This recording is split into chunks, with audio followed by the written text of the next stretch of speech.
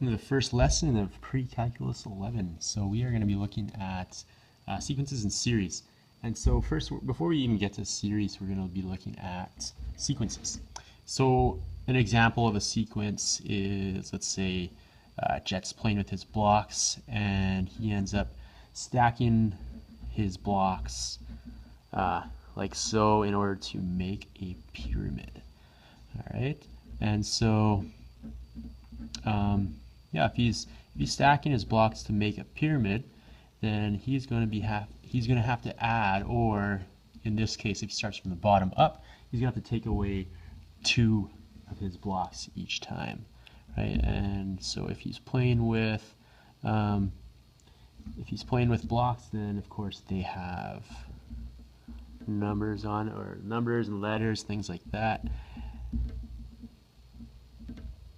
And yeah, so this is an example of a sequence. Now what we're going to be doing is we're going to be looking at different sequences. We're going to be specifically looking at 2 types of sequences in this lesson. All right, so Jet's made his tower of blocks. If he starts from the bottom, he's taking away 2 each time. If somehow he could start from the top and work his way down, suspending his blocks in space and time, then he'd be adding 2 blocks every time from the top down. So let's look at this first example, investigation number 1.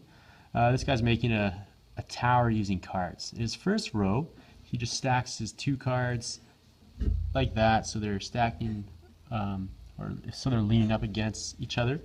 And for that first row of cards, he would have 3 in total. He's got the 2 that are leaning and then the 1 that forms the base.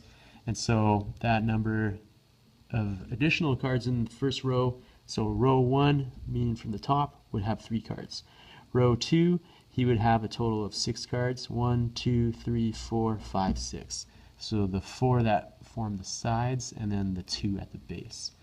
For the third row, he's going to need 1, 2, 3, 4, 5, 6, 7, 8, 9. Okay, so as you can see, we're starting to form a sequence.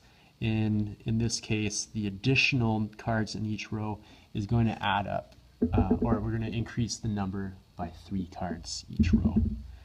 And if we look at the number of triangles, so row number 1, that's going to correspond to a certain number of triangles in each row. So row number 1 is going to have 1 triangle. Row number 2 is going to have 3 triangles.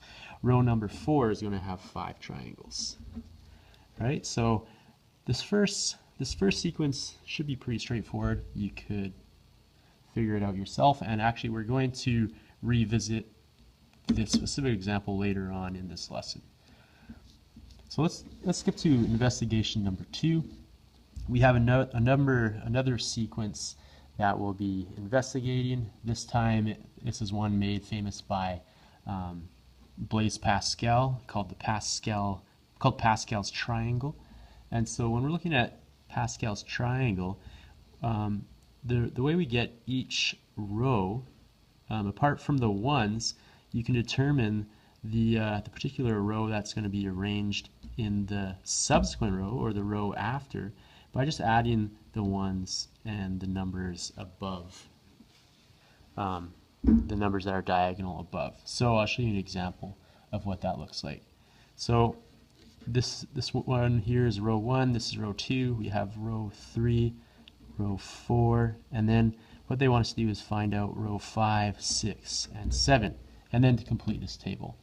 And so the ones stay the same. So for row 5 and for row 6, we're going to start with ones, but let's just focus on row 5. Now to get these next numbers in my sequence, all you need to do is add up the rows that are above it. So 1 and 3 would give me 4. 3 and 6 would give me, 3 and 3 would give me 6, and again 3 and 1 would give me 4. So that gives me my next row, my 5th row of Pascal's triangle. I'd carry on the sequence, and so for my 6th row, I have a 1 and a 1, and if I were to add up the rows above, 1 and 4 is going to give me 5, 4 and 6 will give me 10, 6 and 4 gives me 10, and 4 and 1 again gives me 5. And for my 7th row, we will use the same sequence. And this time I'll put those again just so we can not get confused. 1 and 5, subsequent row would give me 6, 5 and 10 would give me 15, 10 and 10 would give me 20, 10 and 5, 15, and 5 and 1 would give me 6 again. I'd encourage you to pause the video here and take a look at the triangle and see if you can determine what the 8th row would be. And as you pause right now, you can press play after you figure out what the 8th row, but I'm going to write it down now.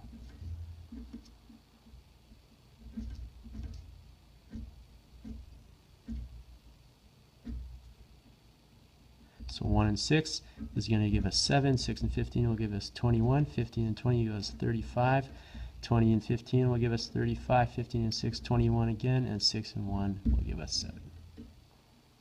Next we want to fill in the sum of the numbers in each row. So the sum of numbers in row 1, there's only one number and it's 1, so it's going to have a sum of 1. Row number 2, there's two numbers, 1 and 1. If you add those together, they will give us 2. Next row, 1 and 2 and 1, so 1 plus 2 plus 1 is going to give us 4. Next we have our 4th row, 1 plus 3 plus 3 plus 1 is going to give us 8. Now if we look at these numbers given to us in this sum of the numbers in each row, we're starting to notice a certain pattern that it's going to double each time. Now we can determine that in two ways. We can either add it up, or we can, from our table, see how the pattern is progressing, how the sequence is progressing. And so if we were to add the 5th row together, 1 plus 4 is 5, plus 6 and 4 is 15, plus 1 is 16. And again, that doubles from 8, so that means that our 6th row will have 32, and our 7th row will have 64 numbers.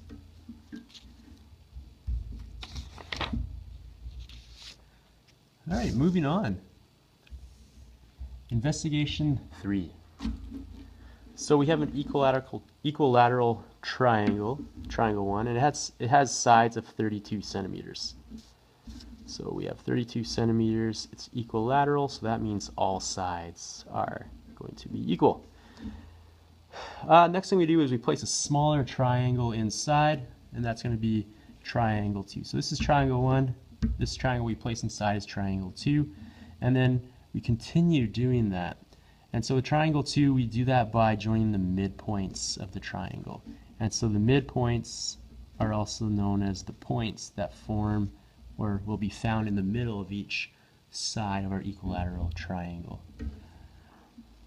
And we do the same thing for diagram 3. We find our midpoints and we join those, and we have another triangle formed inside of the second triangle. Now, diagrams 4 and 5 are not complete yet, and so we have to complete those by thinking about what we did in our previous triangles. And so in our previous triangles, all we did was we joined the midpoints again.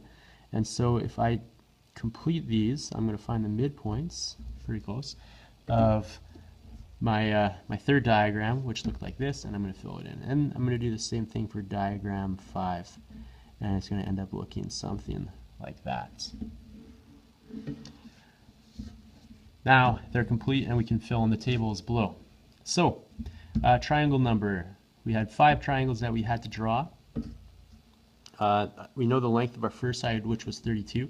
Now we were finding the midpoints and making new triangles using the midpoints of the existing triangle, which means we're using the middle or half of that previous number. So we start out with 32, which means that our next triangle would have to have side lengths of 16. And then our third triangle, again, we use the midpoint or the middle of the previous lines. So the middle or half of our previous lengths of 16 would be 8, and then 4, and then 2 for our smallest triangle. Next, according to our diagram number, so diagram 1, 2, 3, 4, and 5, we want to determine the number of triangles of any size that are present in the diagram. So, of course, we only had one triangle in our first diagram. Our second diagram, we have our initial diagram, which would be 1 plus 1, 2, 3, 4. So 1 plus 4 would give us 5. Now in our next one, we would have to count our original. So we had 5 plus we have 1, 2, 3, 4 more. So that would give us 9. Now we see this the sequence that is occurring with each number of triangle. We have 4 new triangles added. So for our fourth diagram, we should have 13 triangles. For our fifth diagram, we should have 17 triangles because we're adding 4 each time. All right, investigation number 4. So our mean daily temperature in Calgary on January 1st was 8 degrees Celsius. For the next 10 days, the mean daily temperature decreased by 4 degrees Celsius each day. So the temperature decreased, it went down. So if it went down from 8 degrees, that means it's getting colder. All right, so first day we were to sort, or day number one, we had a temperature of 8 degrees Celsius, but we decreased by 4 on our second day, which would go from 8 minus 4 would bring us to 4 degrees. On the third day, we again decreased by 4, which means 4 subtract 4 will give us 0 degrees. And we're talking about temperature, so we can go down into negative degrees Celsius, which means that from 0, if we take away 4, subtract 4, we're at negative 4. And on the fifth day, with the same sequence, we are going to be at negative 8. Subtract 4, we're at negative 8 degrees Celsius.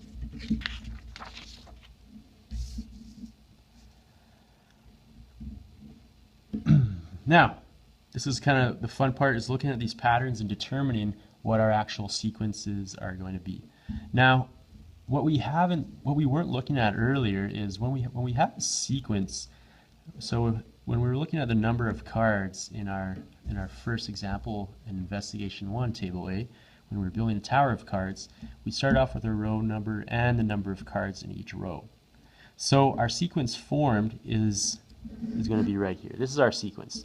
The row number above just tells us how many rows are in this particular sequence. What these actually give us, so term 1 is going to be our actual row number. So our row number is going to be attributed to term 1, row 2 will be term 2.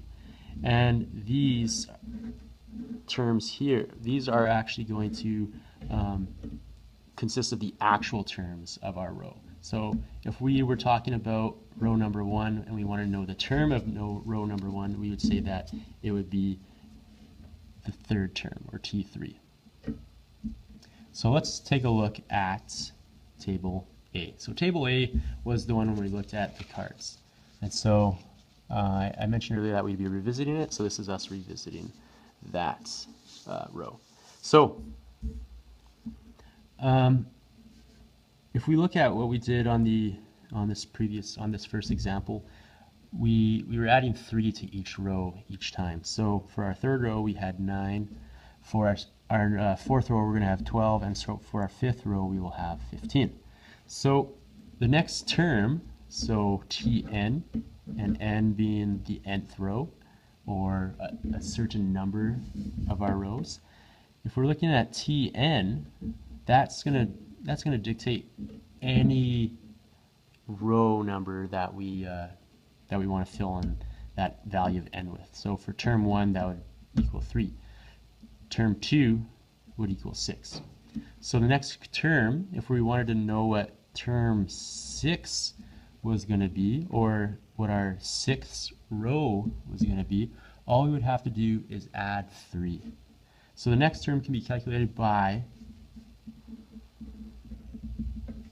adding 3 to the previous term. So T6 then would be 18.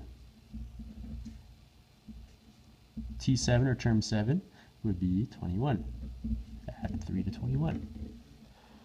Now table B, what we have to do is look at the row number. So this is table B right here. So the row